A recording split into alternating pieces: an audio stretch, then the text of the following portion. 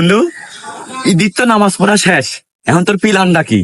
আমার প্ল্যান মন কর যে আমি বাসায় যাই এসব সব খুলবো, খুলিয়ে সিধা একটা জামা গায়ে দেবো আর সিধা একটা লুঙ্গি পরবো, পরিয়ে একটা বড় ব্যাগ নেবো, নিয়ে এই এলাকার মধ্যে গোস্ত খুঁজে বেড়াবো।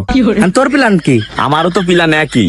আমি ভাবিছি যে ভালো জামা কাপড় পরলি পারে মানুষজন কষ্ট দিবি না, নে বুঝতে পারছি। সিরাতা পরে যাবো, আর এখনই যাবো না, 2-3 ঘন্টা পরে যাবো, কারণ এখনো মারিনি। 2-3 ঘন্টা পরে দেয়া মনে করে দে 5-7 কেজি যাই পাই ওটা নিয়ে যা বিক্রি করো, বিক্রি করে 600 টাকা করে বেচলো। 5 কেজি গোস্ত 530, 3,000 টাকা। এই 3,000 টাকা হলে পারে মনে কর হেভি দেওয়া যাবে, বুঝছ নাই? তাহলে বন্ধু প্ল্যান কিন্তু এইটাই। হ্যাঁ, আর আমি তাড়াতাড়ি বাসায় যাইয়া জামা কাপড় যদি সিরাতা না থাকে আরো ছিড়বি ভালো করে। তো চল, আর এক সাইডে কিন্তু যাওয়া যাবে না, দুজন এক সাইডে গেলি গোস্ত কম পাবো না। তুই এদিক যাবি, আমি ওদিক যাবো। আচ্ছা নে চল।